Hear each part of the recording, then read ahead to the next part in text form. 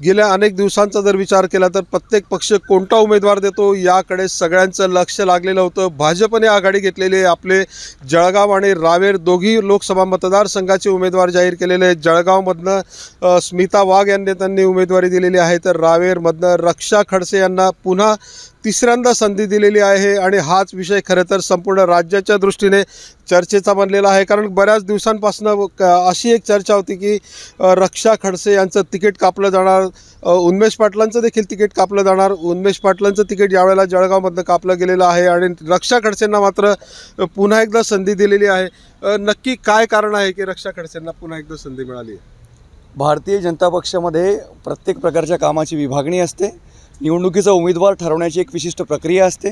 निवडणुकीचा उमेदवार ठरवण्याचं काम जे आहे ते ग्राउंड सर्वे असतील, विचार परिवारातील लोकांची मते असतील, जमिनीवरच्या लोकांची मते असतील, त्याचबरोबर अनेक विविध मार्गाने टेक्नॉलॉजिकल मार्गाने देखील सर्वे केले जातात आणि मग राज्य स्तरावरनं काही नावं शिफारस करून त्या ठिकाणी केंद्रीय स्तरावरनं निर्णय घेतला जातो।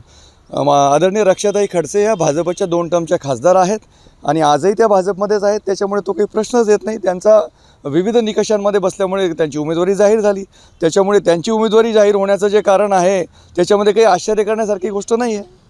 डॉक्टर म्हणतात की आश्चर्य करण्यासारखं नाही, मात्र पक्षातच विरोध होताना बघायला मिळतोय आपल्याला। अमोल जावळे जे आहेत त्यांच्या समर्थकांनी राजीनामे देण्यास सुरुवात केली आहे रक्षा खडसे। तसं काही नाही आहे। काही कार्यकर्ते इच्छुक असतात, पदाधिकारी इच्छुक असतात, परंतु तिकीट न मिळाल्यामुळे थोडीशी नाराजी होते। पण शेवटी पक्ष संघटनेचं काम जेव्हा पक्षाने एकदा उमेदवारी जाहीर केली त्यानंतर सर्व कार्यकर्ते पदाधिकारी हे पक्षाच्या कार्याला लागतात आणि पक्षाचा उमेदवार निवडून आणण्यासाठी जीवापाड मेहनत करतात। कोणी नाराज नाही असं म्हणायचं आहे तुम्हाला? नाही, नाराजी थोडीफार किरकोळ असते। इच्छुक असल्यावर तो थोडासा ते नाराजी होतेच त्याची। ही नाराजी कशी दूर करणार? कारण बराच रावेर असू द्या, यावल असू द्या, बोदवडमध्ये मोठी नाराजी की रक्षा खडसेंना पुन्हा तिसऱ्यांदा संधी का? नाही, संधी का म्हणजे एक तर त्यांचा संपर्क आहे आणि त्यांचं काम आहे, त्या 2दा निवडून आलेले आहेत आणि तिसऱ्यांदा संधी पक्षाने केंद्रीय नेतृत्वाने दिली म्हणजे त्याचा अर्थ त्यांचं कुठेतरी चांगलं कार्य आहे आणि पक्ष कार्यकर्त्यांची नाराजी असते पण ती दूर होईल। आपले सर्व जिल्ह्यातले नेते असतील, गिरीश भाऊ असतील, आपले खासदार रक्षाताई असतील, या संपर्क करून सगळ्यांची नाराजी दूर होईल आणि त्या प्रचंड मतांनी पुन्हा तिसऱ्यांदा विजयी होतील।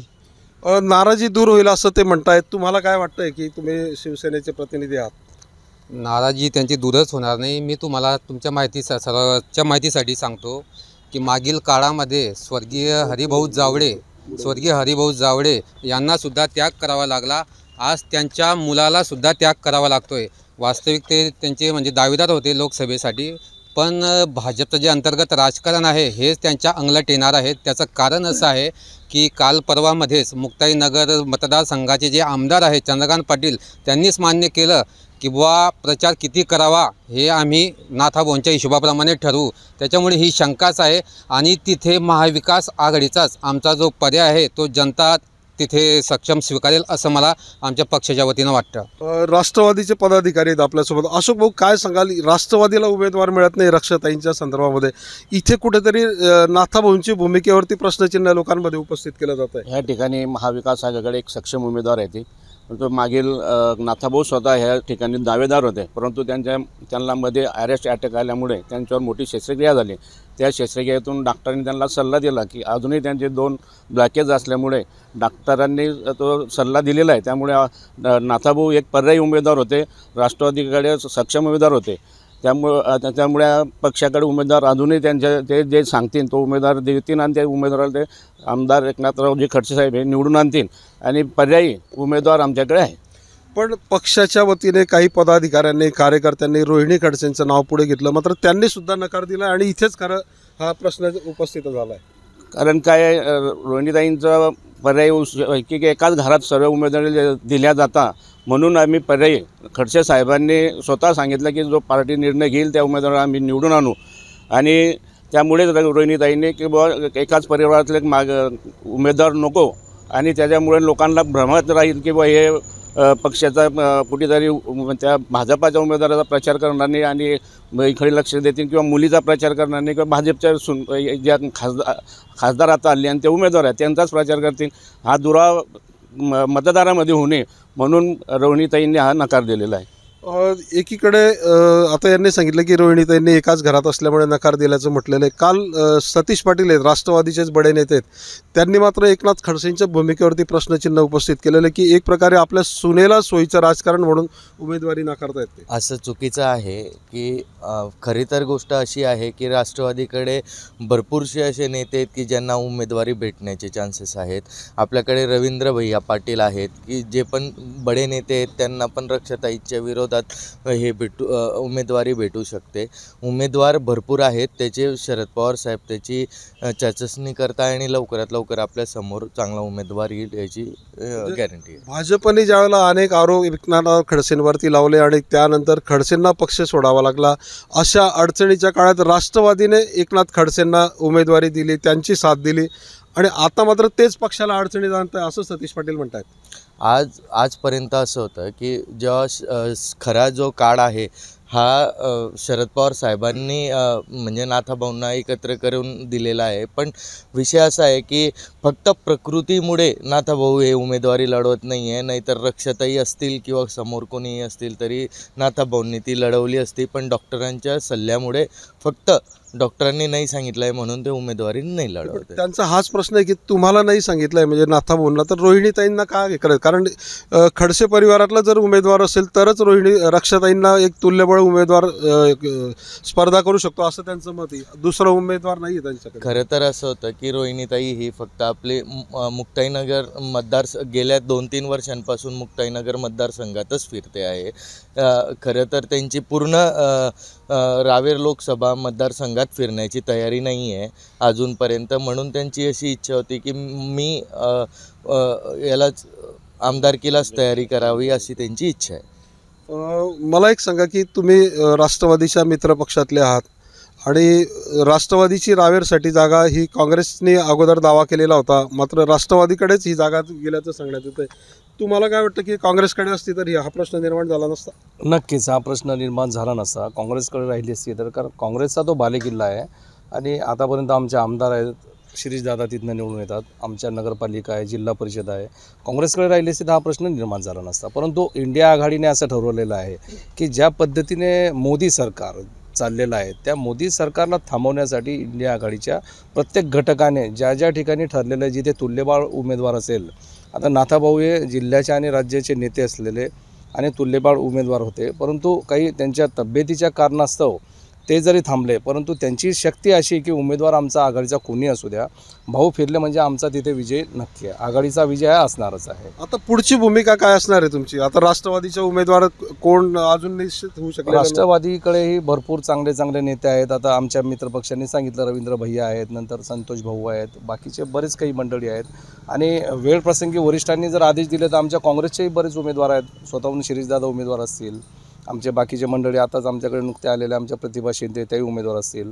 मायनॉरिटी म्हटलं तर आमचे सलीम पटेल आहेत, त्यांचा इतर जिल्ह्यामध्ये आणि आपला जो मतदारसंघ आहे मलकापूर नांदुरा तिथेही चांगला त्यांचा संपर्क आहे. आमचा विजय हा निश्चित आहे आणि मोदी साहेबांना हे कळालेलं आहे. त्यामुळे मी नेहमी सांगतो की आमचे तुल्यबळ लोक यांनी फोडायचे, कारण यांच्या कर्तृत्वावर यांना विश्वास नाही. यांनी जे पेरलेलं आहे हे यांच्या अंगलट येणार आहे, म्हणून हे आमचे राष्ट्रवादीचे असतील, काँग्रेसचे असतील, हे नेते फोडून हे त्यांना प्रोटेक्ट करतायत. राष्ट्रवादीचेच नेते आहेत डॉक्टर सतीश पाटील, त्यांनी असं म्हटलेलं आहे की हे रक्षा खडसेंना उमेदवारी देणं आणि एकनाथ खडसेंनी उमेदवारी नाकारणं हे दिल्लीतच नक्की झालेलं होतं आणि त्याच्याचमुळे एकनाथ खडसे आणि रोहिणी खडसे ह्या उमेदवारी स्वीकारत नाहीत. आमचे नेते आदरणीय गिरीशभाऊ महाजन यांनी गेल्या 2 महिन्यापासून आव्हान दिलेलं होतं की आदरणीय राष्ट्रवादीचे आदरणीय नेते एकनाथरावजी खडसे यांनी भाजपच्या उमेदवाराच्या विरुद्ध यावं आणि मैदानात लढावं. त्यांनी उघड चॅलेंज दिलेलं होतं. तेव्हा खडसेंनी घुंगरू बांधले होते निवडणूक लढायला, परंतु ते आता निवडणुकीतून त्यांना माघार घेतली. जर राष्ट्रवादी काँग्रेसचे नेते भाजपचा उमेदवार निवडण्यासाठी सोयीची भूमिका घेत असतील तर ती चिंता करायचं काम राष्ट्रवादीचं आहे, भाजपचं नाही. एकंदरीत भाजपच्या सर्व नेतृत्वाला खडसे साहेबांसहित सगळ्यांना कल्पना आहे की भारतीय जनता पक्षाचा उमेदवार जो कोणी त्या ठिकाणी राहणार आहे कमळाच्या चिन्हावर तो 4-5 लाखाच्या मताधिक्यानं निवडून येणार आहे. म्हणून खडसेंनी पळ काढला, त्याच्यामध्ये भाजपला दोष द्यायची काही आवश्यकता नाही. खडसेंना खात्री आहे ते स्वतःच्या दमावर आणि राष्ट्रवादीच्या चिन्हावर त्या ठिकाणी निवडून येऊ शकत नाही, म्हणून त्यांनी ती माघार घेतली.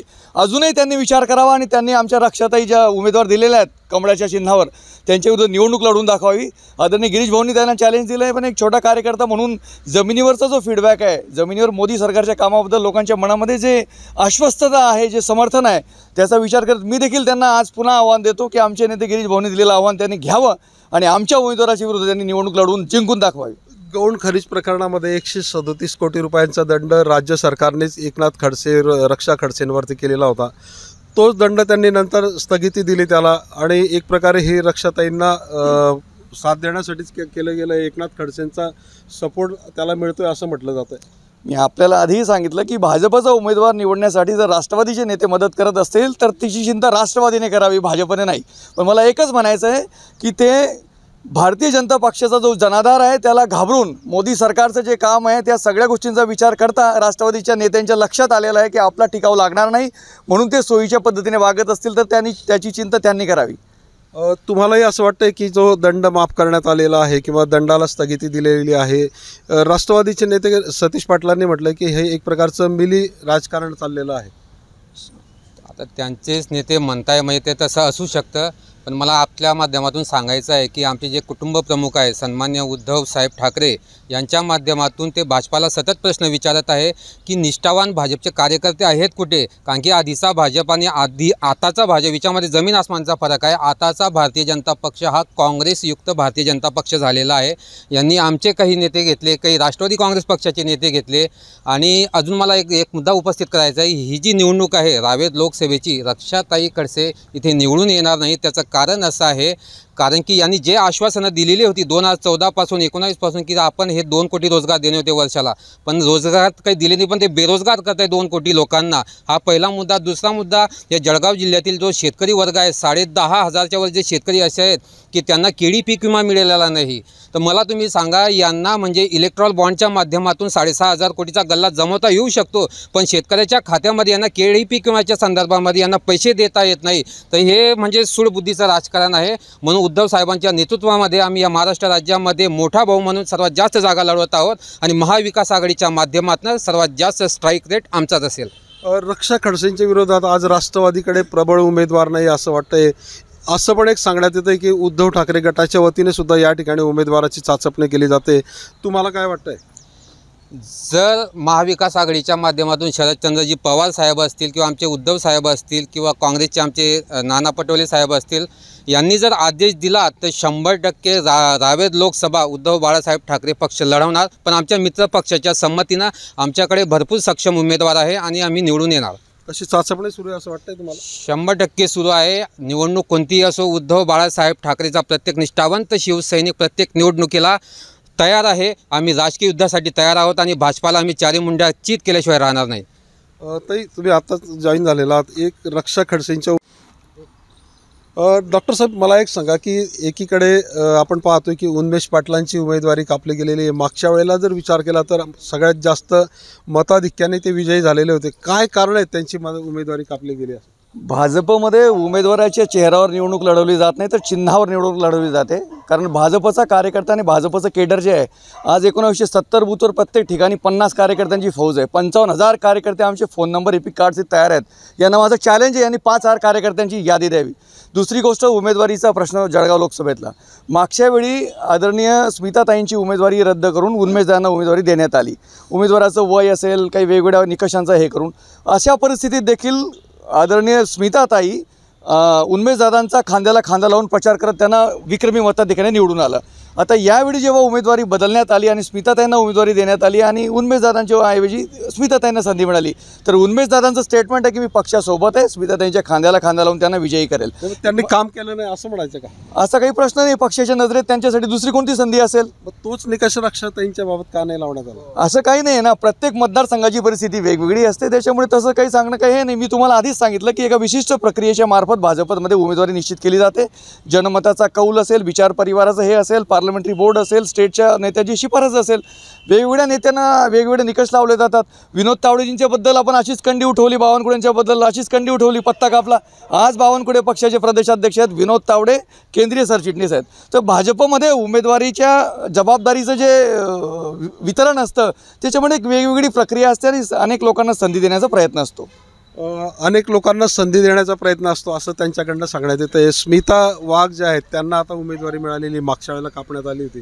तुम्हाला काय वाटतंय त्यांना कशा प्रकारचा प्रतिसाद मिळणार? स्मिता वाघ यांना उमेदवारी मिळाली त्याबद्दल कारण शिवसेना त्यांच्या विरोधात या ठिकाणी लढणार आहे. स्मिता वाघ यांना उमेदवारी मिळाली त्याबद्दल आम्ही भारतीय जनता पक्षाचे खूप खूप धन्यवाद व्यक्त करतो. कारण की ही महाराष्ट्र राज्यामध्ये सर्वात जास्त लीडनं जी जागा जिंकून येणारी आहे ती आमची जळगाव लोकसभेची आहे. त्याचं कारण असं आहे की भारतीय जनता पक्षामध्ये प्रचार करण्यासाठी निष्ठावान भाजपचे कार्यकर्ते नाहीत. जे निष्ठावान होते ते सतरंजा उचलण्याचं काम करत आहे आणि जी त्यांची प्रचार यंत्रणा आहे, भारतीय जनता पक्ष ही सरकारी यंत्रणाला हाताशी धरून, जे काही ED असेल, IT सेल असेल, CBI असेल, ह्या यंत्रणेला ते हाताशी धरून प्रचार त्या करतायत.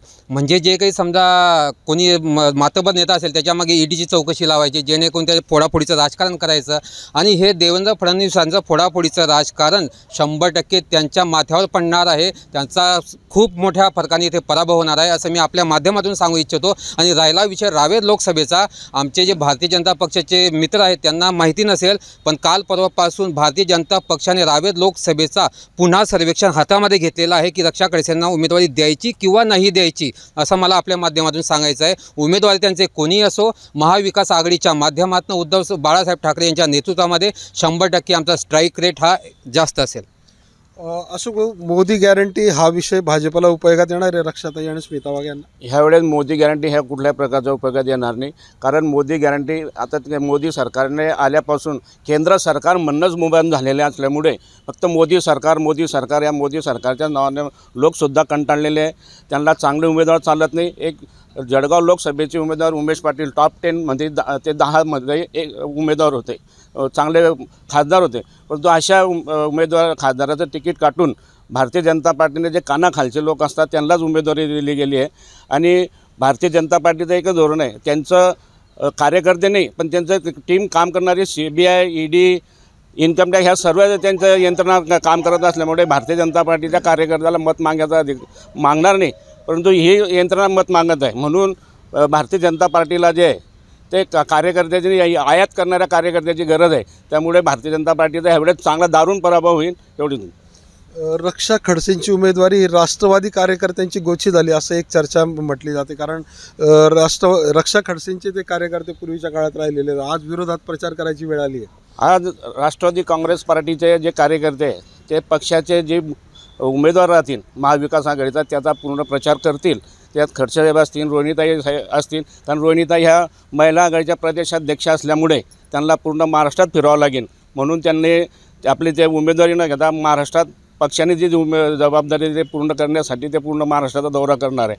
त्यामुळे भारतीय जनता पार्टीला ह्यावेळेस आम्ही पराभूत करून दाखवू आणि चांगल्या मतांनी पराभूत करून दाखवू. रक्षा खडसेंच्या उमेदवारीनंतर अमेल जावळे असू द्या, डॉक्टर केतकी पाटील असू द्या, यांना उमेदवारी मिळालेली नाही, नाराजी कुठेतरी त्यांच्या मनामध्ये असणार आहे. आणि यानंतर पुन्हा एकदा अशी पण एक मागणी केली जाते की रक्षा खडसेंच्या उमेदवारीवरती पुन्हा सर्वेक्षण केलं जावं, असं होऊ शकतं असं वाटतंय तुम्हाला? प्रत्येकाची ही लोकशाही आहे. प्रत्येकाला म्हणजे उमेदवारी मागण्याचा अधिकार आहे आणि प्रत्येकाची इच्छा असते. पण पक्षाने जो निर्णय घेतलेला आहे आणि पक्षाने जे निर्णय घेऊन जे उमेदवारी डिक्लेअर केलेली आहे माननीय रक्षाताई खडसे यांना, तर ही पक्षासाठी म्हणजे आमच्यासाठी पक्षासाठी ती आम्हाला मान्य आहे. अशोक, काय सांगाल तुम्ही की आता राष्ट्रवादी आणि भाजपा जो एकाच परिवारातले असल्याचं आपल्याला खडसेंच्या उमेदवारीवरनं आणि रक्षाताईंच्या उमेदवारीवरनं हा जो विषय येतोय, तुम्हाला असं वाटतं दोघे एकमेकांच्या विरोधात प्रचार करू शकतील? आज आम्हाला आदरणीय एकनाथरावजी खडसे साहेब यांच्यावर पूर्ण विश्वास आहे की ते महाविकास आघाडीच्या उमेदवाराचाच प्रचार करतील. कारण त्यांनी दिलेला शब्द आहे तो पाळत आहे. कारण मध्यंतरी त्यांनी सुरुवातीलाच ते स्वतः उमेदवार आहे असं घोषित केलेलं होतं. गेले त्यांचे 8 महिन्यापूर्वी या जळगाव जिल्ह्यामध्ये आदरणीय शरदचंद्रजी पवार साहेबांची सभा झाली. त्या सभेमध्येच त्यांनी मान्य केलं होतं. परंतु त्यानंतर त्यांच्यावर एक मोठा शस्त्रक्रिया झाल्यामुळे त्या याच्यातून ते सावरल्या जात नाहीत, म्हणून त्यांनी ती त्यांना चालतानासुद्धा त्रास होत असल्यामुळे त्यांनी ती उमेदवारी नाकारलेली आहे. परंतु या ठिकाणी आम्ही महाविकास आघाडीचा उमेदवार नाथाभाऊ स्वतः जो उमेदवार येतील त्याला शरद पवार साहेबांनीसुद्धा मंजुरी देऊन त्या उमेदवाराला आम्ही निवडून आणू आणि महाविकास आघाडीचाच उमेदवार या ठिकाणी निवडून येईल. रक्षाताईंनी म्हटलंय मात्र की नाथभाऊंचे आशीर्वाद असतील आणि मी पुन्हा विजयी होईल. रक्षाताईला आतापर्यंत नाथाभाऊंचाच आशीर्वाद होता म्हणून त्या निवडून येत गेलेले आहे. आता त्यांना कुठेतरी वाटतं की नाथाभाऊ आपल्यासोबत नसल्यामुळे त्यांना त्या आशीर्वादाची गरज आहे, त्यामुळे त्यांचं ते वक्तव्य ते करणारच आहे. पण आम्ही नाथाभाऊंनी पक्षासाठी आजपर्यंत ते भारतीय जनता पार्टीत होते, त्यांच्याशी पक्षाने गद्दारी केली, परंतु नाथाभाऊंनी पक्षाशी कधी गद्दारी केली नाही, हा एक मोठा विषय आहे. त्यामुळे ज्या ठिकाणी ते राहतात त्या ठिकाणी ते प्रामाणिकपणे काम करण्याचा प्रयत्न करतात. भारतीय जनता पार्टीमध्ये आतापर्यंत पक्षाला जो काम करतो त्याला बाजूला सावरलं जातं, अशी आजपर्यंतची भारतीय जनता पार्टीची नीती आहे. आणि फक्त एक मोदीच्या नावानं मतं मागितलं जात आहे, पक्षाच्या नावानं मतं मागितले जात नाही. या ठिकाणी अनेक प्रकारचे या ठिकाणी जळगाव जिल्ह्याला 3 मंत्री आहे, परंतु या 3 मंत्र्यांनी जळगाव शहरातील कलच नाही तर जिल्ह्यातील काय योजना आणल्या.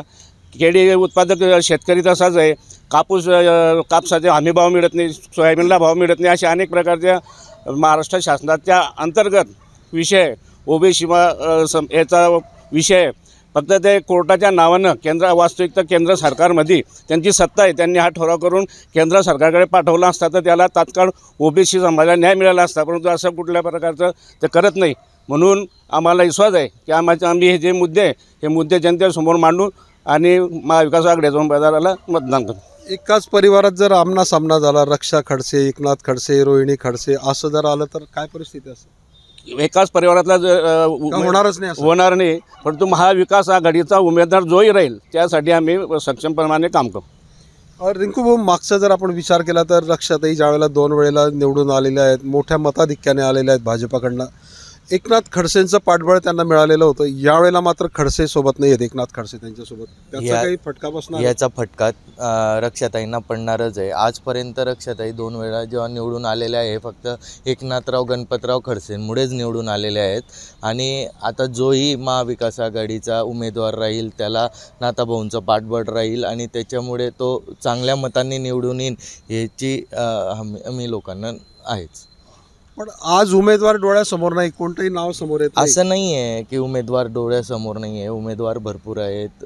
भैयासाहेब आहेत, रवींद्र भैयासाहेब आहेत उमेदवार. भैयासाहेबांनी सातत्याने अनेक वेळेला पराभव पाहायला मिळालेला आहे, भैयासाहेबांचा विजयच झालेला नाही. असे उमेदवार त्यांच्या पुढे दिले जाणार असं सांगितलं जातं की जाणीवपूर्वक अशी खेळी केली जाते. साहेब असं नाही आहे. राजकारणमध्ये पराभव हे होतच असतात, पण पराभवाच्याच पुढे विजय असतो अशी गोष्ट आहे.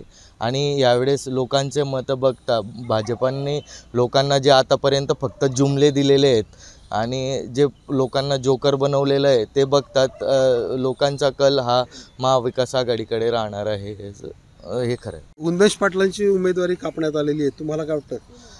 काय आजपर्यंत जळगावमध्ये उन्मेषदादा दिसले नाही. लोक सर्व हेच म्हणत होते कोण खासदार आहे आपल्या जळगाव शहराचे, कोण खासदार आहेत हेच लोक प्रश्न विचारत होते. आणि आज भाजपला एक जागेसाठी संघर्ष करायचा दिसतोय. तसंच रावेरमध्ये सुद्धा अमोल जावडेंना आजपर्यंत तयारी करायला सांगितलं आणि अचानक त्यांचं तिकीट कापून रक्षाताईंना तिकीट देण्यात आलेलं आहे.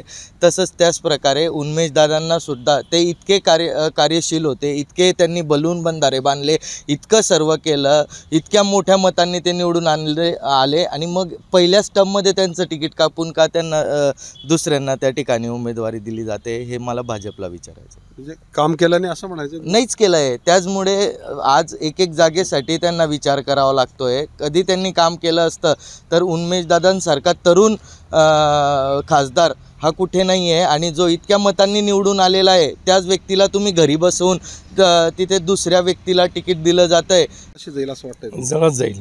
सोपी नाही आहे, त्यांना वाटतं तितकं सोपं नाही आहे. एक लोकसभा म्हटली की हा काही जिल्ह्याचा विषय नाही आहे. माननीय पंतप्रधानांनी जे काही पेरलेलं मी अगोदरही बोललो ते उगवणार आहे. जुमलेबाजांचं हे सरकार, एकीकडे प्राईम मिनिस्टर म्हणतात की आम्ही प्रत्येकाच्या खात्यावरती 15 लाख टाकू आणि त्यांचे दुसरे सरकार सांगतो हे तो जुमला आहे. यावरून जनतेला कळतं ना की इथे रक्षाताई असो का कुणी असू द्या, परंतु आजचं जे वातावरण आहे ते मोदी साहेबांच्या विरोधातलं आहे आणि नक्कीच आमच्या महाविकास आघाडीचा हा विजय हा असणार आहे. तर आपण आता या राजकीय कार्यकर्त्यांशी बातचीत केलेली आहे. प्रत्येक पक्षानं आपली भूमिका या ठिकाणी मांडलेली आहे. भाजपनं असं म्हटलेलं आहे की रक्षाताईंनी जे काही विकास कामं केलेली आहेत आणि त्याच पार्श्वभूमीवरती त्यांना पुन्हा एकदा उमेदवारी मिळाली आणि त्या विजयी होतील असा भाजपच्या वतीनं दावा करण्यात येतो आहे. राष्ट्रवादी आणि काँग्रेस आणि उद्धव ठाकरे बाळासाहेब शिवसेनेच्या वतीने मात्र रक्षाताईंना ही निवडणूक जड जाईल अशा प्रकारच्या प्रतिक्रिया देण्यात आलेल्या आहेत. कारण यावेळेला एकनाथ खडसे त्यांच्यासोबत नाहीत आणि हीच त्यांच्या दृष्टीने अडचणीची बाब राहील असं सांगण्यात येत आहे. चंद्रशेखर नेवे, ABP माझा, जळगाव. ABP माझा, उघडा डोळे बघा नीट.